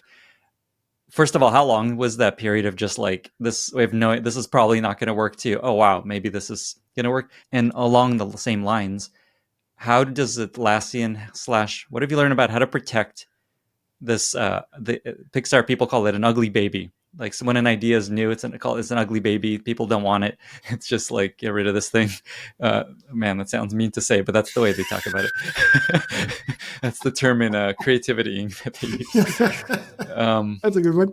How do you protect that? Because that's the biggest challenge I think a lot of companies have, is just like, it's been 6 months. No one wants this. We're going to kill it. How do you protect it? So how long did it take for it to show success? And what have you learned about how to protect? Yeah, so basically internal comms is everything there. And the way I saw my job as a large part as being very clear on where we were, on what we were learning, on how fast we were learning, how fast we were moving, being super honest every step of the way, not try to make shit up, don't try to make it look bigger than it is, more successful than it is. On the contrary, be very clear about what we're testing, where we're testing it, doing that with data, doing that with personal customer stories. Because we all can relate, it needs to relate to the heart and to the mind. So, and so that's what I always try to weave into comms that I then send weekly. So we've got this product internally called Atlas, which have a project on Atlas. People can subscribe to this project. And then weekly you send a tweet-sized update about your project. I was using that as a platform to communicate internally about this product. And there were actually hundreds of people who ended up subscribing to this thing. Every week, when we were at the stage where we were trying to get the first version out to customers, it was a weekly demo of the product and everything that we built. Show the momentum as much as possible. I was even saving features for 1 week to the next, just to, when I knew we were going to be on vacation, for example, just to have something to show this train that keeps moving. It keeps moving. You don't want to get in front of it. But then what I needed to do is to balance that out with all the customer side of things. So when we started to put it in front of customers, then it was snippets from customer conversations. No one is going to read a research report that takes 30 minutes to read. Everyone is happy to watch a 3-minute snippet with 4 customers talking about something. So I was using that a lot every week by posting those out there and then sharing them widely on Slack to go, this is what we learned. This is what this customer is facing in terms of problem with Jira. This is how we're solving it. This is them talking about it, that kind of stuff. So I was publishing that there and then sending that everywhere on Slack. Those kinds of things are what give people a sense of velocity and speed. And no one wants to fuck with a high-speed train. You don't get in front of it. That doesn't help, and you're going to look bad by doing that. So basically that ended up buying us the time that we needed to get out of this, I don't know how you call it, the ugly baby phase. Ugly baby phase. So basically it helped us get out of this phase where we don't have anything to show for yet, because what we're showing is based on the learnings we're trying to get. And we're trying to do that with, here's some numbers, here's some demos, here's some user snippets, and doing that every week. Because people can consume bite-sized content every week. They just struggle with the stuff where you come in 3-4 months later and go, this is what we have to show for. Right. How long was that period of before it got out of this ugly baby phase for you? When did people start to get like, oh, wow, this might work? Honestly, we had something dogfooding within 2 months, in the hands of the first Lighthouse user within 5 months. We iterated on the alpha for maybe 6 months. We then entered a beta that lasted close to a year. So I think at every step of the way, people could see us going somewhere. And I think initially they judged not the outcome, they judged the team a lot more than the outcome. So there's all this talk of founder market fit. And I think really that's what you need to be teasing out, which is it the right team going after the right problems? And then if they can answer yes in ways that you haven't thought about asking consistently week over week, it's enough. And I think that's where we were up until the stage where we were able to give something to customers. But the first Lighthouse user was 5 months in. So it didn't even matter whether it looked good or not, because people could see, okay, there's something there, right? So I'm not sure that there's one precise moment where it happened. However, there was this one moment where we were like, okay, that's it. We're ready to go GA. And one of the founders, Mike, went, no, you're not. That thing is ugly. I do not want to look at it. It needs to, level up with the rest of the Atlassian design standards. Our customers have expectations from us on that front. Like, your stuff is functional, but it's way too ugly. And so we went and fixed it. Took us 2-3 months, and then we were okay to go. But because we had point A, because we had this expectation set that it would take a while to get there, and because we were able to show progress every week, we basically didn't really feel that moment where we don't know what to do with this because it's too early. This design improvement phase, what I'm visualizing is you're this pirate that has to invite it to like a nice dinner, and you have to start cleaning up. You have to start looking good and enter society. It makes a lot of sense.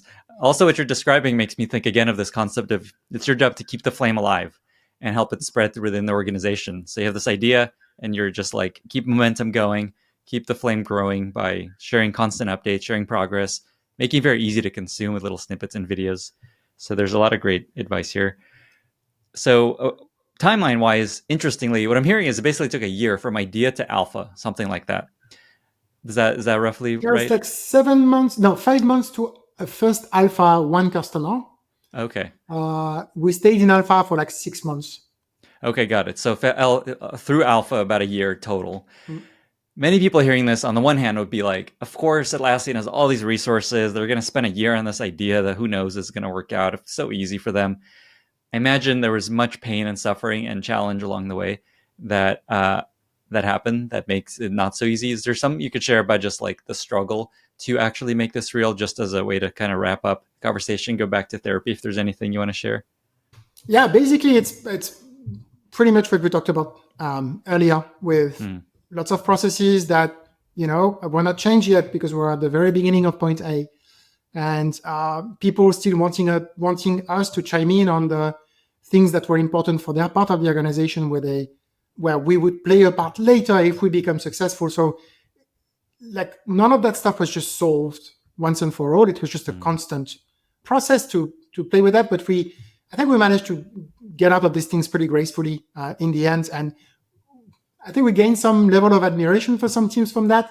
And some found it a bit, it's always interesting to see someone breaking the rules and getting away with it. And I think it inspired some of the other founders to try and do that, which was pretty cool to see. It's actually something I'd love to see more, hearing back from the customers I've been talking to about this in their company. A lot of them feel suffocated by the current processes and they don't feel like they can break the chains.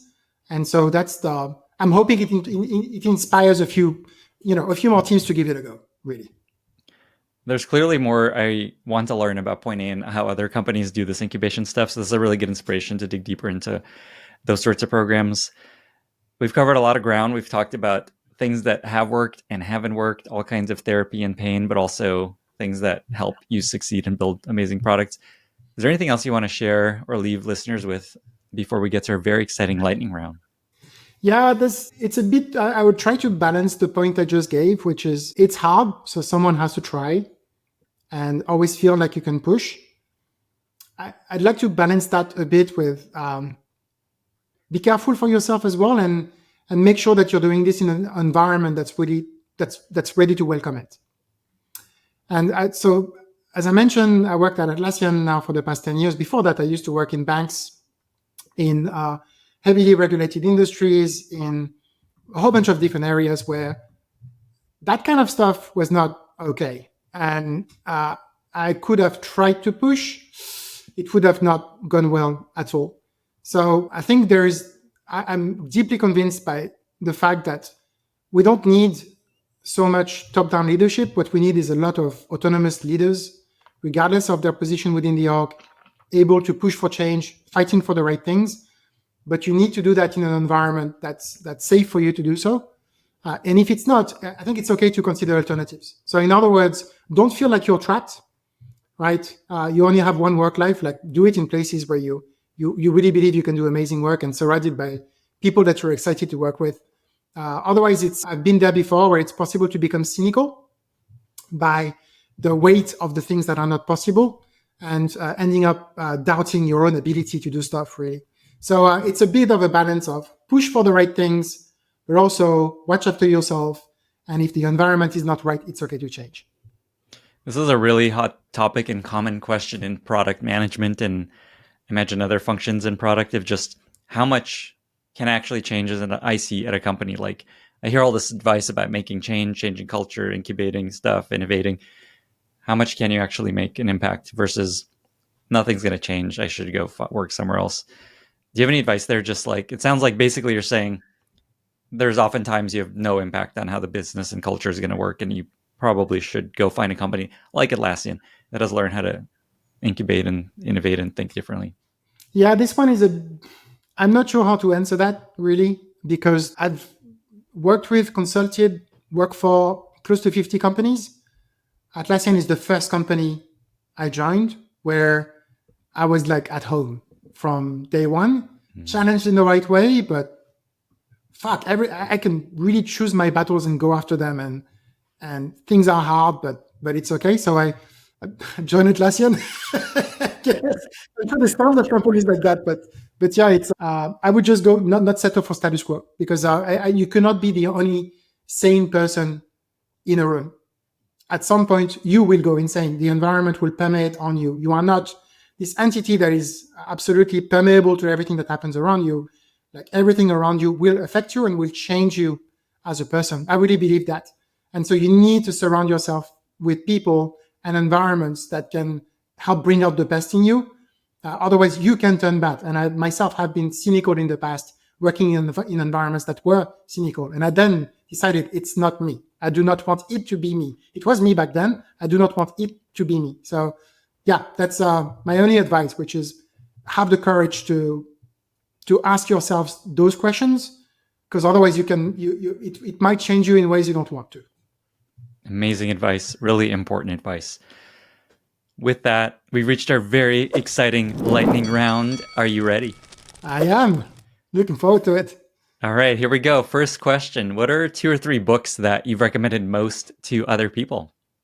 Yeah, the first one was a book that was recommended to me by Scott Farquhar, founder of Atlassian, co-founder, who A Method for Hiring is basically a book about how to do the thing that I, for a while, was really bad at, which is try to interview to understand who's going to be a good person, not a good person to join your team. Second one, so that's one book about work. 2 other books that are not about work. Highly recommend reading Hakim's Odyssey. It's the story of a Syrian refugee moving out of Syria, trying to move into Europe.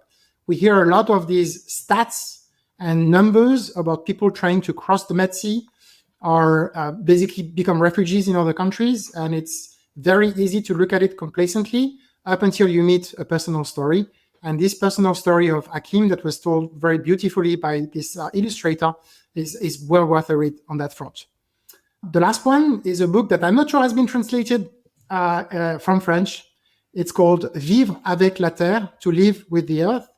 And it's about how we could build a different agricultural system to the one that we have today that might have better ways to feed us into the future when that doesn't require large monoculture of vegetables that might not be as sustainable. They managed to create like really a really efficient structure on very small parcels of land with a lot of species working together to control and not need the use of any pesticides and stuff like that.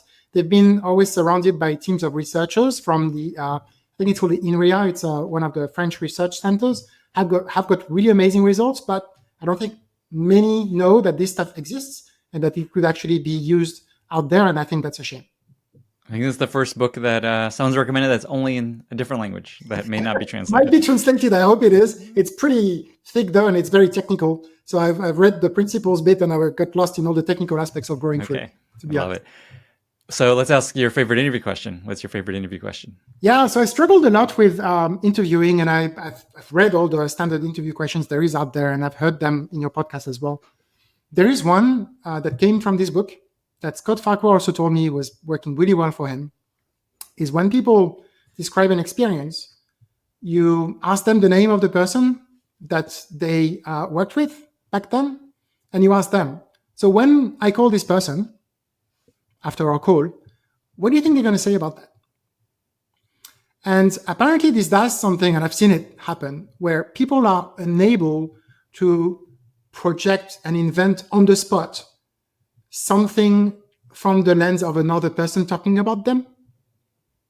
And so they might be able to talk about, I did this, I did that, I did that. So when I talk, who was your boss? My boss was. So when I ask this person, what do you think they're going to say? He say, well, actually, I was only leading a part of it, or and maybe you shouldn't call them because X, Y, Z. And that part makes people all of a sudden go out of the scripted version they give of themselves and become more real for a second. And you get a bit of the authenticity coming out, which often is very hard to get to for me in interview questions. And I've seen it happen. I find that very funny to do now because people get really uneasy for a second and then you get to something real.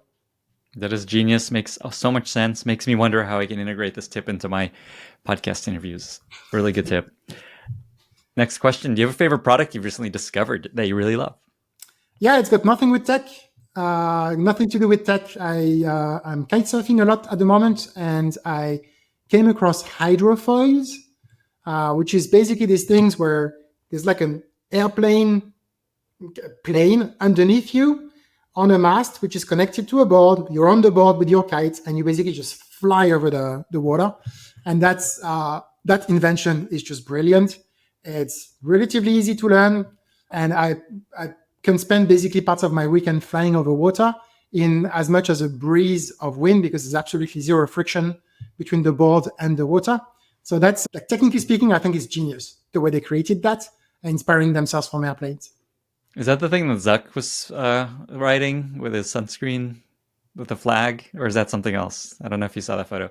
Don't worry about it. I didn't see that. I like that you say it's relatively easy to learn, even though there's a kite on you, pulling you in the water on this thing that's above the water. I don't know if I believe you. Yeah, I mean, there's sports and crafts that are difficult to learn. This one you can get comfortable in 18 months to 2 years, which is relatively short. Compared to what I think I've done before. Just a couple of years.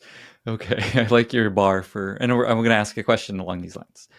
But before we get there, do you have a favorite life motto that you often come back to, find useful in work or in life, maybe share with friends and family? I've got two, one for work and one for everything in life.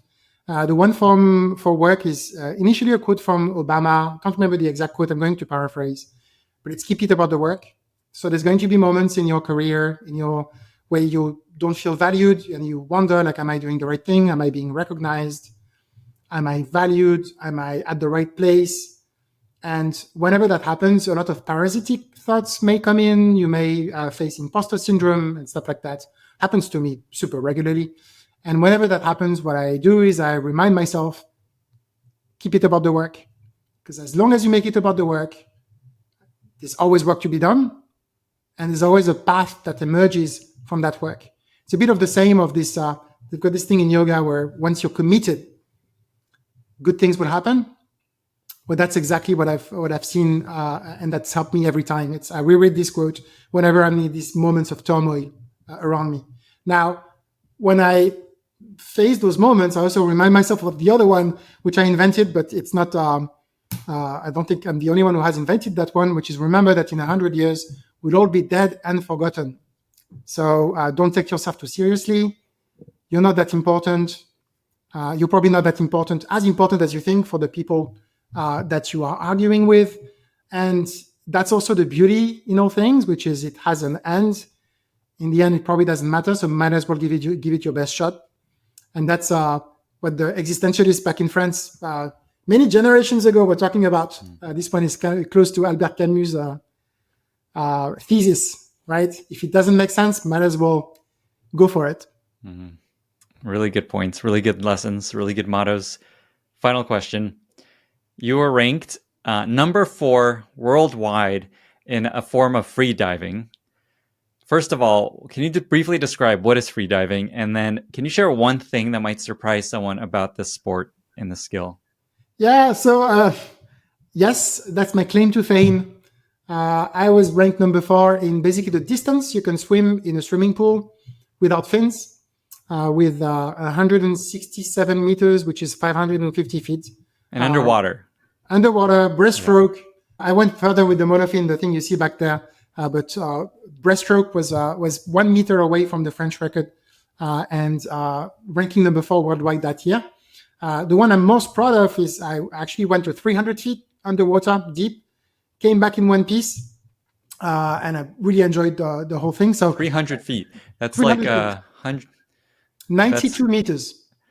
Oh, geez. Like, I'm trying to imagine what that is like compared to like a Statue of Liberty or something like that. But I'll look that up later. I look at buildings where like buildings can be as little as 20, 30 meters and can go super high up. But 90 meters is pretty high. Yeah. Last time I looked at a building like that, I can't remember which one it was, but it's pretty high. So it's take one breath, go down, touch the bottom plate on the rope, and then come back up.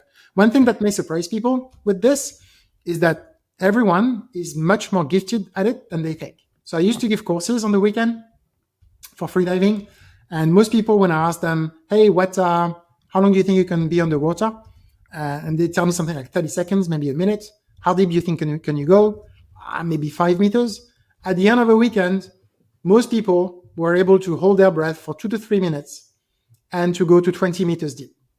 So it's one of those things where it looks absolutely impressive and crazy and amazing. And in fact, we're naturally gifted to it. There's a lot of physiological changes that happen when we dive that make it possible. But I think it's fascinating how little we know about our bodies. I'm looking up what is 300 feet compared to real life objects on Perplexity. So what is 300 feet compared to real life objects? And here we go, 300 feet. The length of a football field. Okay, yeah, I should have realized that. Close to the length of a Boeing 737. Yeah, you need to look at it this way to get some perspective. Yeah, and a football field. Jesus Christ. Like that. Oh my God, but I love your advice that people can do much better at the skill than they think. Yeah, everyone from kids to adults are really amazing at it, actually. Tanguy, we've covered so much ground. I think this is going to help a lot of people that are trying to get better at free diving, but also at building 0 to 1 within large companies. I am so thankful that you made time for this and that you shared so much of this real talk and, as you called it, therapy. 2 final questions. Where can folks find you online if they want to reach out and maybe follow up on some of the stuff you talked about? And how can listeners be useful to you? Yeah, so you can find me on LinkedIn if you know how to, you don't need to know how to pronounce my name, you just need to know how to write it. I'm not super active on social media, to be honest. I'm very much in the trenches building this product. So I don't do much in terms of networking, to be fair. But if you are using this product, for example, and you have ideas for how we can improve it for you, or you'd like to share some stories about how that's helped you or how it's not helping you, I'd love to connect because I spend a large part of my days talking to users, responding to support tickets and stuff like that. So, yeah. Amazing. Tanguy, thank you so much for being here. Thank you, Lenny. Honestly, it's been amazing, and I hope some of my gibberish is useful to people. Definitely not gibberish. I think it's going to help a lot of people. And with that, I'll let you go. Bye, everyone. Bye-bye. Thank you so much for listening. If you found this valuable, you can subscribe to the show on Apple Podcasts, Spotify, or your favorite podcast app. Also, please consider giving us a rating or leaving a review, as that really helps other listeners find the podcast. You can find all past episodes or learn more about the show at lennyspodcast.com. See you in the next episode.